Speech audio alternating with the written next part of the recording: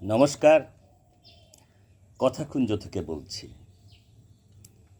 কত চিঠি লেখে লোকে, কত চিঠি লেখে লোকে, কত সুখে, প্রেমে, আবেগে, দুঃখে ও শোকে।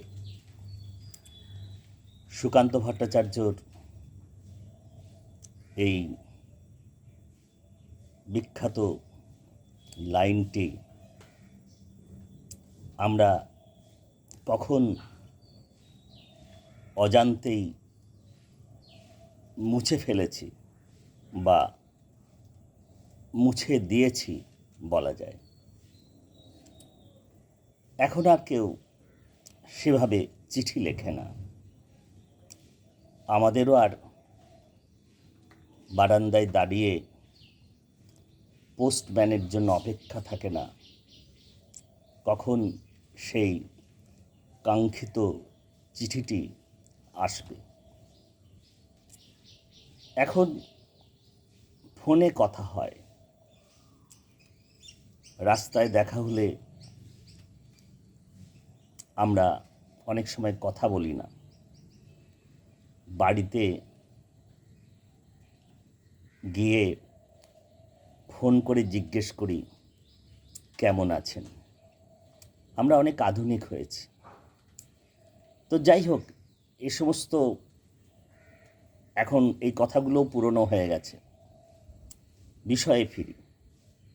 আজকে কথাকুঞ্জে একটি অসাধারণ চিঠি, যাত্রার চিঠি নয়, রবীন্দ্রনাথ ঠাকুরের লেখা চিঠি পড়ে শোনাব। এই চিঠিটি রানু মুখোপাধ্যায়কে লেখা। আপনারা জানেন, অন্তত একটু আমাদেরও মতো যাদের বয়স হয়েছে তারা জানেন যে রবীন্দ্রনাথের চিঠি এক অসাধারণ সাহিত্য। কত চিঠি যে এই মানুষটি অন্যান্য গুরুত্বপূর্ণ কাজকর্মের পাশে লিখেছেন, ওকে লেখা হয়েছে বা উনি লিখেছেন, তার বোধহয় হিসেব নেই। হয়তো আছে, আমি সে হিসেব জানি না। আজকে আপনাদের ভারী চমৎকার একটি চিঠি রবীন্দ্রনাথের রানু মুখোপাধ্যায়কে লেখা। একাধিক চিঠি লিখেছেন এই অল্প বয়সী কিশোরীকে।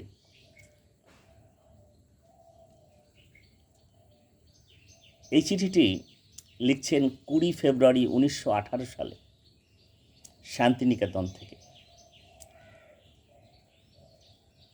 কল্যাণী আসু, এত অল্পেতেই তুমি আড়ি করতে প্রস্তুত? এটা তো বড় ভয়ের কথা,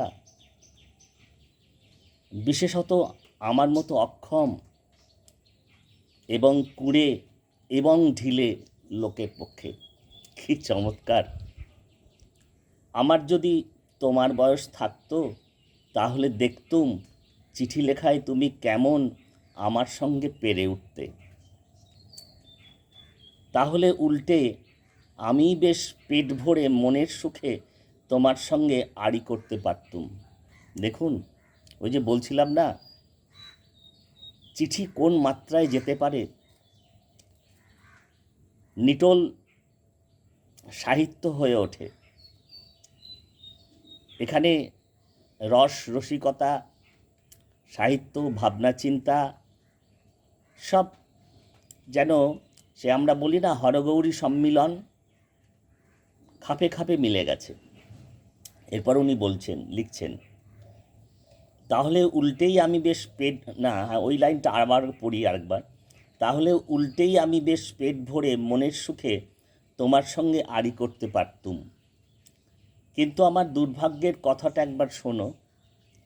তুমি জন্মাবার কয়েক বৎসর পরেই আমি 50 বছর পার করলুম, তাতেও একরকম চলে যাচ্ছিল। তারপরে তুমি আমাকে চিঠি লিখতে আরম্ভ করবার কয়েক মাস পরেই আমার শরীর গেল বিগড়ে। শরীরকে দোষ দিই নে, অনেক দিন ওকে অনেক খাটিয়েছি। এই লাইনটি লক্ষ্য করুন। শরীরকে দোষ দিই নে, অনেক দিন ওকে অনেক খাটিয়েছি, যত বেতন দিয়েছি তার চেয়ে কাজ আদায় করেছি ঢের বেশি।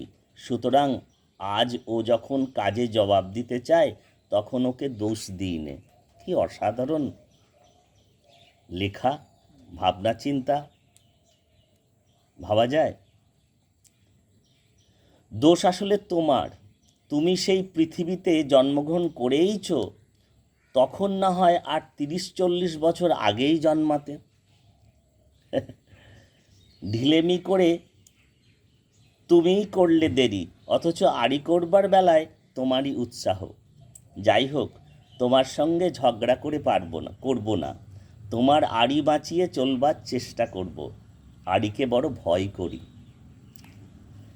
ডাক্তার আমাকে বলেছে খুব ভালো মানুষের মতো চুপচাপ করে পড়ে থাকতে, কিন্তু মন যে দুরন্ত, কে আমাকে ভুলিয়ে ভালিয়ে চুপ করিয়ে রাখবে বলো দেখি।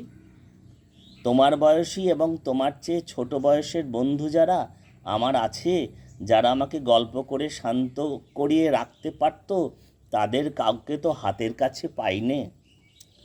তুমি তো আছো কাশিতে, আবার আর কেউ কেউ আছে একেবারে সমুদ্রের ওপারে।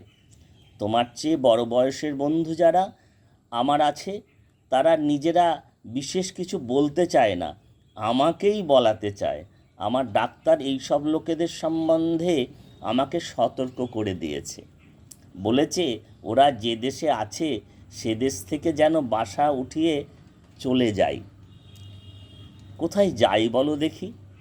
তোমার ওখানে যাব মনে করি, কিন্তু যেতে হলে শুধু কেবল মনে করা ছাড়াও আরও অনেক কিছু করতে হয়। এই জন্যেই পৃথিবীতে যেটুকু করা হয় তার চেয়ে করা হয় না অনেক বেশি।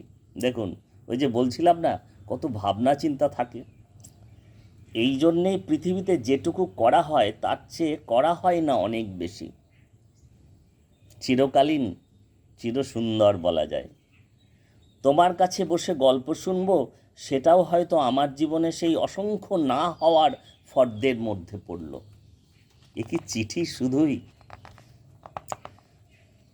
কিন্তু বলা যায় না, কোন দিন হয়তো তোমাদের বাড়ির দরজায় দমাদ্দম ঘা মেরে চিৎকার করে বলবো, রানু, রানু, রবিবাবু এছে। ইতি 8 ফাল্গুন 1324। এবার দেখুন, নিজের রবীন্দ্রনাথ ঠাকুর এই নামটি লিখবেন, তার আগে কী লিখছেন? তোমার প্রাচীন বন্ধু শ্রী রবীন্দ্রনাথ ঠাকুর, তোমার প্রাচীন বন্ধু। এই যে বয়সের কথাটাকে কি চমৎকার উপস্থাপন করলেন। তো এ তো কোনো তুলনা হয় না। এরকম অজস্র চিঠি ইচ্ছে আছে মাঝে মধ্যে আপনাদের এই রবি ঠাকুরের বা অন্যান্য অনেকেরই চিঠি মাঝে মধ্যে পড়েছি, কিন্তু রবি ঠাকুরের চিঠির স্বাদ আলাদা। তো যাই হোক, আজকে আমার নিজের খুব ভালো লাগছে। অনেক দিন ধরে মনের মধ্যে একটা ভাবনা, একটা ইচ্ছে ছিল যে রবীন্দ্রনাথের চিঠি নানা বিষয়ে নানা জনকে নিয়ে লেখা আপনাদের মাঝে মধ্যে যদি পড়ে শোনাতে পারি, আমার অন্তত ভারী ভালো লাগে। আপনাদের কেমন লাগলো জানি না, নিশ্চিত করে জানাবেন। অন্যান্য পর্বগুলির মতো এই পর্বটিও যদি আপনাদের ভালো লাগে তাহলে বন্ধুদের, প্রিয়জনেদের জানাবেন, লাইক, শেয়ার, কমেন্ট করবেন। আর আপনারা তো জানেন আমার সেই বাঁধানো কথা, সাবস্ক্রাইব করতে কোনো পয়সা কড়ি লাগে না, একটু ভালোবাসার স্পর্শ লাগে। ঠিক আছে, আপনারা সকলে ভালো থাকতে চেষ্টা করবেন। অনেক ধন্যবাদ, নমস্কার।